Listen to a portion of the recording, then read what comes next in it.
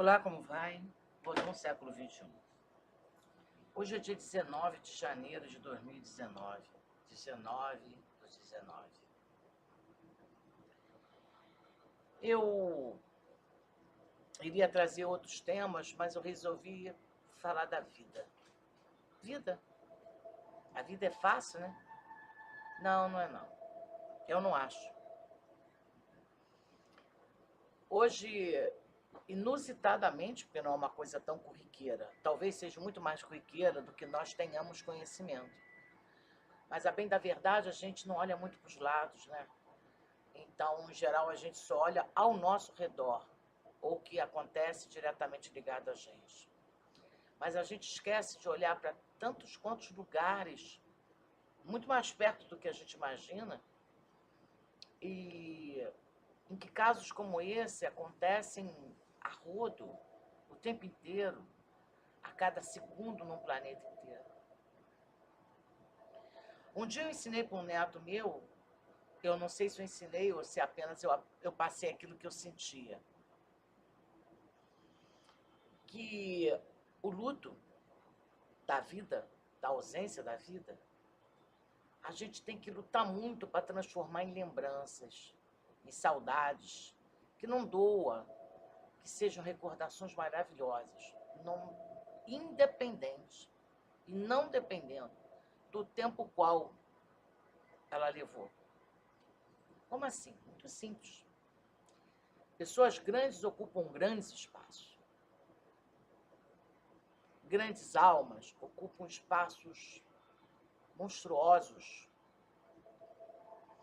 E para nós humanos, que mesmo aqueles que a gente considera amargos da sociedade, a grosso modo, todos nós deveríamos ser criados com aquela base clássica, né? Você nasce num berço, seja qual for, humilde, não de ouro, tanto faz. O que é um berço de ouro? Para mim, um berço de ouro é onde existe o amor, a família por excelência. Meu Deus, a família é tudo, sabe? Porque, por mais desajustada que ela seja, sempre tem alguns elementos da família que fazem toda a diferença. E, às vezes, pessoas que sequer têm laços consanguíneos com a gente fazem uma diferença enorme nas nossas vidas. E um dia eu ensinei para o meu neto, quando ele sofreu a ausência do pai dele, que ele pegasse toda aquela tristeza e transformasse em saudade, em lembrança, em recordações. Eu lido com isso de uma forma muito diferente de muita gente, não. Mas eu aprendi que a melhor forma de eu lidar com isso era lidar muito bem com isso, intimamente com isso. Acolher isso de uma forma glamurosa na minha vida. Então eu me encho de foto, eu constantemente falo, recordo, porque na medida do grau de intensidade, de importância que essas pessoas tiveram na minha vida, e foram muitas, acredite, foram gente, muita gente, foram animais maravilhosos, que foram anjos da guarda na nossa vida, que foram alegria da minha casa, da minha vida, da vida dos meus. É diferente? Para mim, não. Para mim, às vezes, um animal faz muito mais falta do que um ser humano. Assim como existem seres humanos que não. Já menina, eu escutava, era muito comum eu escutar os mais velhos dizerem: ah, não existe pessoa insubstituível. E eu cresci com aquilo na cabeça porque, na medida que eu perdi minha avó paterna, meu avô, e assim foi indo, a cada tio, a cada pessoa, um amigo, um conhecido, o pai, a mãe de um amiguinho, eu percebia que aquelas pessoas não tinham iguais. Não existiam pessoas iguais. Então, o ser humano, melhor ou pior que ele fosse, ele era insubstituível. Ninguém é igual a ninguém, então ninguém substitui ninguém. É uma lacuna sim. Não é fácil? Não, eu nunca disse que era. E não acredito que nenhum psicoterapeuta no mundo, psicanalista, ninguém, literalmente ninguém, em sã consciência, diga que é fácil. Que você cresce dentro de um lar natural, normal, com altos e baixos, seja lá como for, mas enfim, dentro de uma dinâmica aparentemente normal, considerada assim por nós crescemos aprendendo a amar, né? Você aprende a ter fé, acreditar em Deus, a amar, respeitar o próximo. Não que a gente faça isso eximiamente dessa forma, mas, a grosso modo, criamos nossos filhos imbuindo o amor numa constância frequente de 24 horas por dia. E um belo dia, eles perdem alguém. Nós perdemos alguém. Eles veem a tristeza nos nossos olhos, as lágrimas que correm, por mais que você tente esconder. Como é que você explica isso? Não, você não explica. Porque se existe uma coisa que namora a vida de cabo a rabo, desde sempre, desde o útero de uma mulher, é a morte. E por algum motivo muito complicado, as pessoas têm uma dificuldade imensa de lidar com isso. Eu não vou dizer que eu tenho facilidade, de forma pode ser alguma, porque eu amo a vida incondicionalmente, sem condições. Eu não imponho condições para ser feliz, eu não imponho condições para viver. E vou contar uma coisa, um dia eu fui pega de surpresa e apesar de tantas perdas na minha vida, eu não imaginei que aquele pilar, quando me faltasse, iria literalmente desabar com a minha vida, com a vida sobre a minha cabeça. E esse neto que um dia eu ensinei ele a lidar com essa dor, ele voltou, esse mesmo carinho que um dia eu dei a ele voltou esse carinho para mim.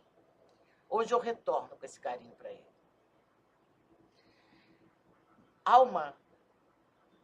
Almas, por vezes, são como um perfume francês. Não importa o tempo, porque quanto menor, mais importante se torna. É como perfume francês. Perfume francês, em geral, os grandes fragrâncias estão acondicionadas em pequenos frascos. E, por vezes, almas são como um vinho. Quanto mais tempo, mais sábias e muito mais espaço ocupam nas nossas vidas. E assim foi um grande amor da minha vida. Me deixou um filho maravilhoso. E se alguém não acredita em alma gêmea, eu estou aqui para contar como é. Eu acredito que qualquer relacionamento nessa vida, qualquer, de pai para filho, de amigo, conhecido, colega, não importa. Na medida em que ele se torna intenso esse sentimento, então não é só um conhecido, né? Em geral são os amigos, e alguns textos maravilhosos aí citam amigos como um anjo, ou como aquela asa que complementa a sua. Então, eu creio piamente que a coisa mais complicada da vida é as pessoas, quando elas não acreditam no amor eterno, né? Mas existe. Amor à primeira vista existe. Paixões que se transformam em amor existe. Amantes que se tornam os melhores amigos. Sabe aquela música? O meu amor é o meu maior amigo. Os filhos que às vezes suprem todo um vazio de uma vida. Aqueles que perderam alguém no decorrer dessa vida e quem não perdeu, né? Fica uma certeza. Todos nós partiremos, em algum momento, em algum ponto. Óbvio que todos queremos vidas longas para nós, para todos aqueles que nascem ao nosso redor, no meio da gente. Eu, particularmente, fico imaginando o planeta como se fosse uma bolinha que coubesse na minha mão. Eu costumo dizer para os meus filhos santos que eu gostaria de ter uma grande varinha de condão. Mas Deus nenhum, Criador nenhum, sob tutela de qualquer religião, seria louco de me conceder isso. porque eu acredito que eu tiraria o sentido lógico da vida para aqueles que são religiosos. E para os que são ateus também. Porque se existe um dos sentidos da vida, é você ter propostas para a sua vida, né? E as propostas, elas são crescentes. Porque quando você alcança uma coisa, a exemplo, você cresce, aí você quer se formar, aí você se forma, aí você quer trabalhar, aí você trabalha, você quer melhorar. Nas relações são assim. É o amigo que se torna muito amigo, se torna um irmão, que faz parte de você, da sua história, da sua família. Quantos eu tenho? Meu Deus, como eu sou abençoada. Quantas pessoas magníficas, quantas crianças, hoje adultos, chefes de família, cresceram ali na barra da minha saia. Nós crescemos juntos. Eu amadureci e eles se tornaram adultos. Alguns já estão envelhecendo. E eu estou tendo a dádiva de ver tudo isso. Mas também eu vejo as dores. Eu não vejo só as alegrias, eu vejo as dores. Um dia, seu Jorge Emanjá, junto com a minha mãe, me disse uma frase que, para a época, já cabia, mas não com o entendimento que eu tenho hoje. Um dia ele disse para mim, um grande zelador é aquele que segura no berço, balança o berço e segura na alça do caixão. Aquilo parecia tão cético, tão frio, tão doído, mas era uma das maiores verdades, entre todas que eu já tinha ouvido. Ela se tornaria mais uma.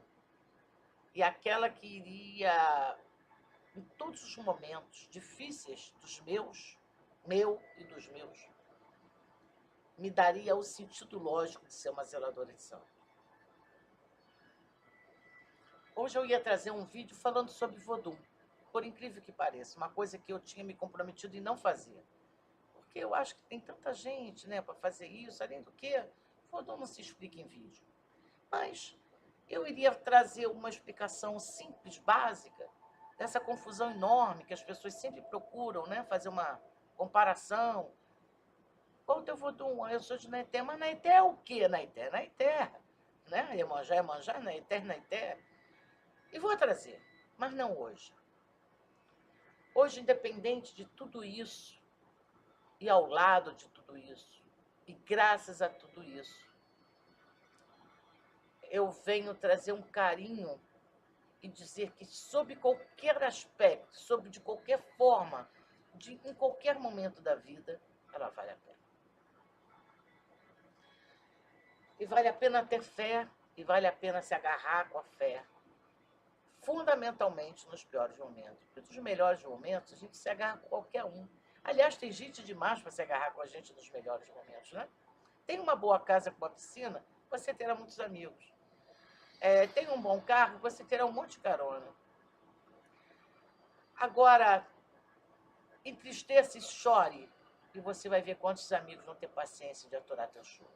E acredite, não são muitos. Porque quando o nosso choro leva muito mais tempo do que as pessoas têm a capacidade de aturar, você vai ver a quantidade de amigos que realmente estão do seu lado. A minha mãe, quando enviuvou pela segunda vez, já passados uns 6 meses, ela ligava diariamente com uma determinada pessoa. E um dia, a menina trabalhando, muito ocupada, ela desabafou comigo, coitada, porque ela não tinha mais o que dizer à minha mãe. Não havia mais o que dizer. Depois de 6 meses, você não tem mais o que dizer. E aí eu sentei com a minha mãe, conversei com ela e mostrei a ela que as pessoas, ela não podia cobrar que o mundo se entristecesse tanto tempo quanto ela. E que as pessoas sentissem o que ela sentia. Era humanamente impossível exigir isso. E que não adiantava a gente cobrar isso sequer dos amigos, porque às vezes nos amigos ficava angústia de tentar mostrar que, por mais que a pessoa quisesse cultivar a tristeza, a vida não cabe, ela não consegue, ela sufoca, ela deprime, ela sucumbe. A minha mãe sucumbiu. Mas eu consegui que ela dividisse aquela tristeza só com a gente.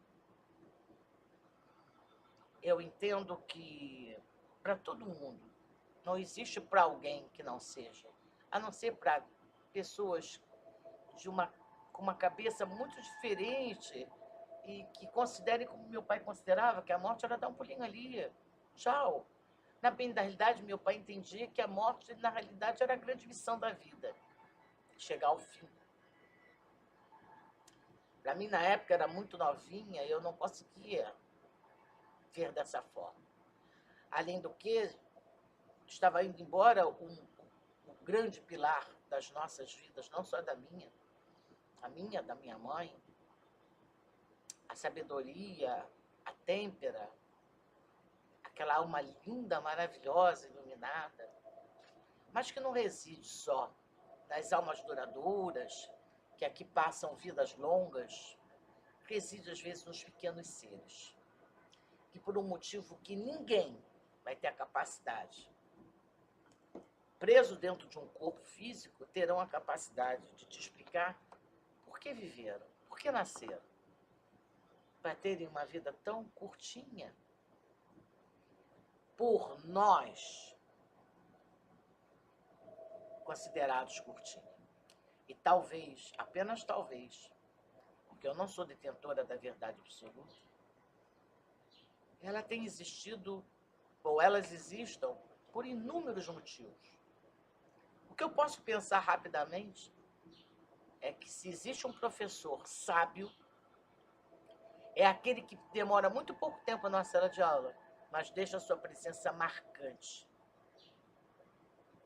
Grandes professores, às vezes, vêm a essa vida com o intuito único de te alertar, de te ensinar, de te mostrar, de te dar embasamento, talvez para que você se torne um ser muito melhor, ou muito mais maduro, para que na próxima você possa enfrentar com mais maturidade, com mais pé no chão. Quem sabe?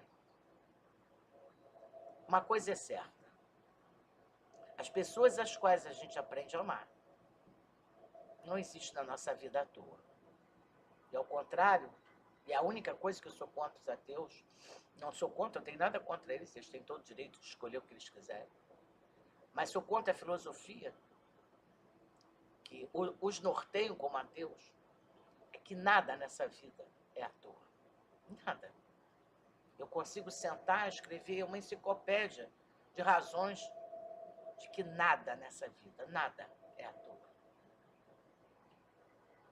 Bendito seja essa missão de qualquer líder religioso, por menor que seja uma comunidade, por maior que ela seja, porque aquele que lida com os seus diretos vai sempre sentir na pele o que cada um sentiu. A cada alegria, a cada sorriso, a cada vitória e a cada tombo. A cada dor, a cada tristeza, a cada lágrima. E por mais que isso possa parecer que não, acredite, é um dos grandes pesos que a gente carrega. Saber que por mais que a gente faça, e por mais que você queira fazer, existe um momento que não te cabe fazer nada, a não ser estar do lado daqueles que você ama. Mas uma coisa eu aprendi, e por mais que eu lide com muita dificuldade ainda com tudo isso, toda ausência só se torna esquecida se você permitir. Se você transformar isso numa fase, num ciclo que você viveu, não importa se por 80, 90 anos, ou se por 10, 15, 20, 24 horas, um dia, uma gravidez, um momento, uma lembrança. Tudo que se vive nessa vida tem um porquê. Por mais que o nosso consciente, nosso entendimento hoje, e no momento que se passa, não consiga se abrir para isso, acredite, tudo tem um porquê. E talvez um dia, quando a gente venhamos a viver uma outra experiência, nós possamos compreender como aquela foi importante, que talvez, apenas talvez, sem aquela vivência anterior, a gente não conseguiria ou não conseguiríamos vencer uma batalha mais à frente. Então, aqui fica um carinho a todos aqueles que consideram como perda em vez de ganho. Porque se nós pensarmos bem, todos nós que tivemos a honra e o prazer de termos tantas vidas ao nosso redor que já se partiram, nós tivemos o prazer e a grandeza de acrescentarmos em nós tudo que aquela pessoa representou. Não importa o quão sábia ou quão tênua ela era. Mas, com certeza, ela foi um grande ensinamento. Não sinta tristeza. E se sentir, acolha esse sentimento. Compreenda que é o seu momento. Mas também compreenda que entre a tristeza e a saudade, a melhor coisa que você carrega consigo. De tudo isso são as recordações. Vem com a gente. Vodun, século XXI.